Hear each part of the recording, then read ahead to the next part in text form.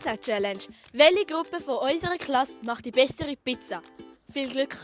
Wir brauchen kein Glück, das brauchen die anderen. Let's go! Für das haben wir einen echten Pizzaiolo geholt. Was macht überhaupt eine perfekte Pizza aus?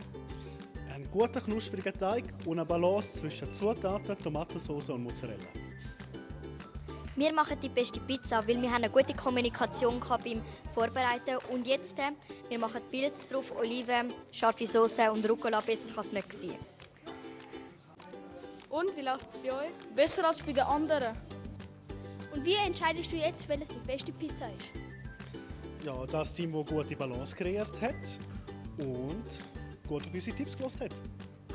Was ist deine Lieblingspizza? Schreib ins Kommentar. Welche Gruppe die beste Pizza gemacht hat?